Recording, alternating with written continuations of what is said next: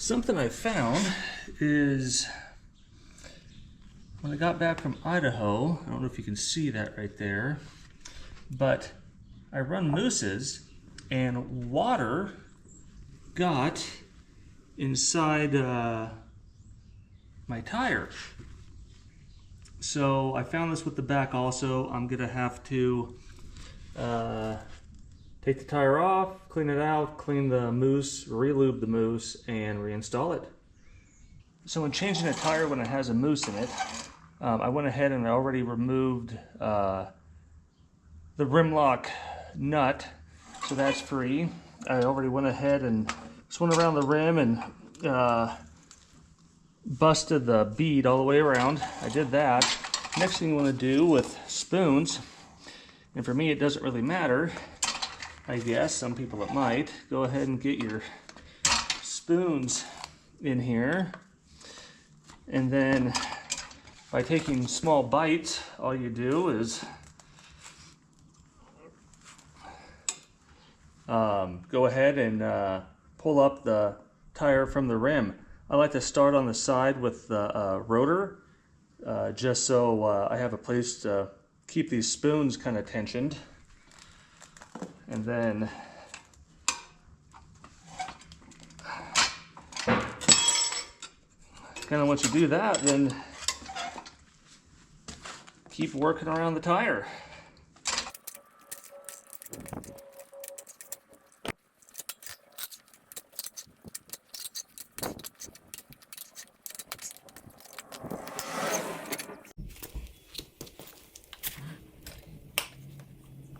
I flip the tire over and just go ahead and remove this bead.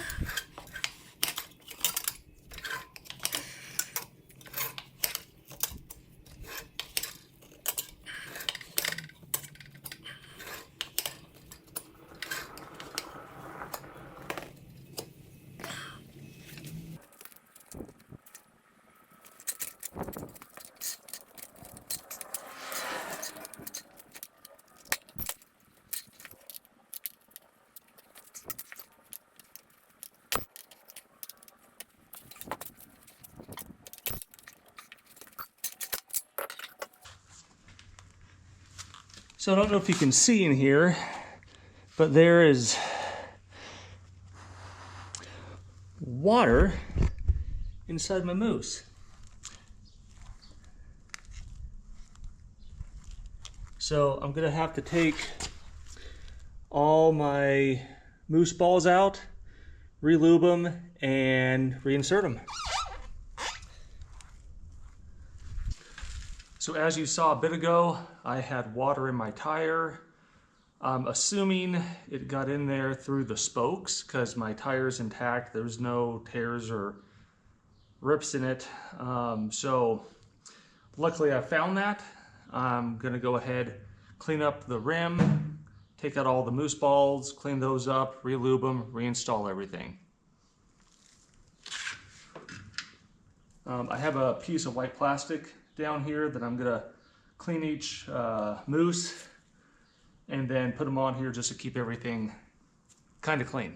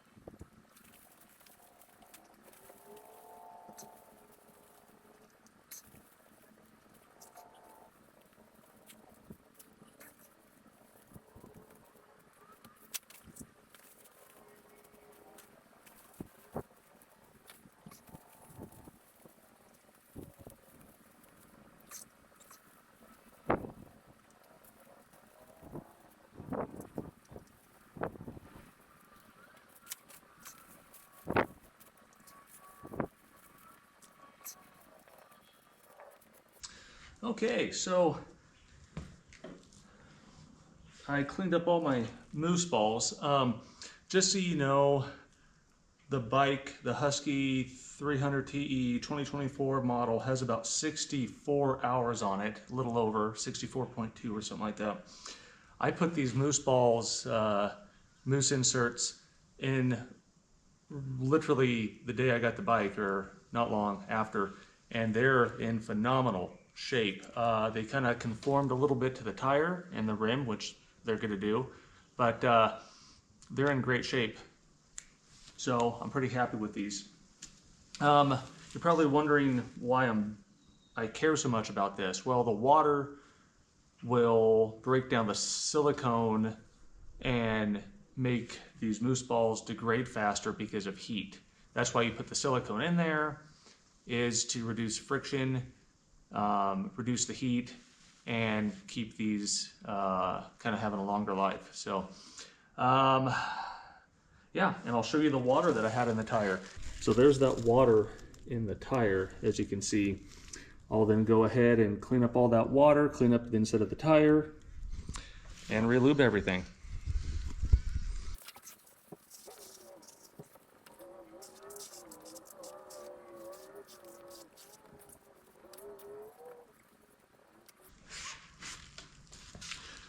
When reinserting these, you're supposed to put silicone on them and inside the tire. When you buy these, they come with a small tube of silicone from whatever brand of mousse you get. Usually sends you a tube of their brand of silicone. I like to use this Napa Sil Glide. Seems to hold up great, and I usually use probably more than I'm supposed to, but since my mousse inserts hold up well, I'm going to keep using this brand of silicone, and probably way too much silicone than I'm supposed to.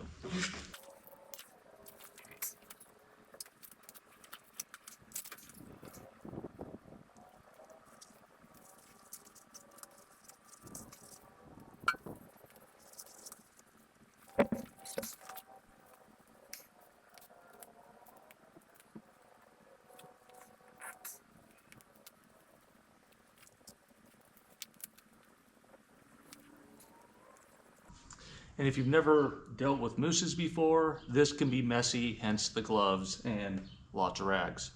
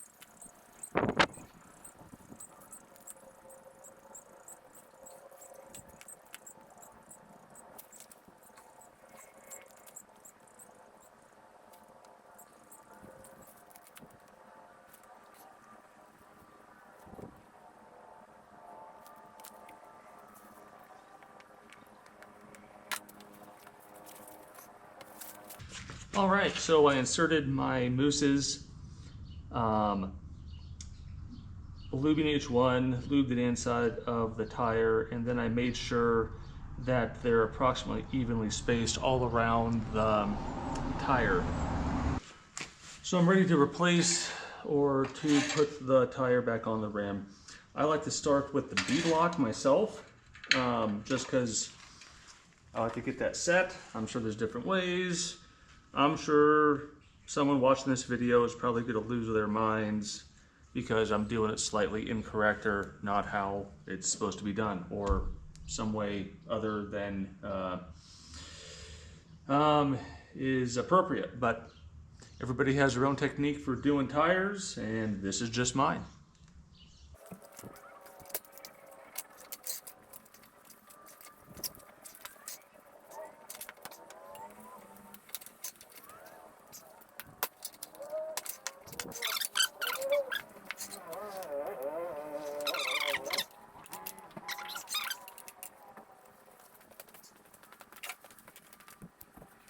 So a little trick that I use is setting this bead is probably the hardest part. So just with a cheap tire stand, what I do is I take just any old clamp and I push that bead lock in, so that way I can then kind of just set my bead, or make sure I know my bead's set, at least the first go around, and then let go, and that looks pretty good. Okay, so with everything set there, then I go ahead and flip this around and work on the other side. Again, starting at the bead side.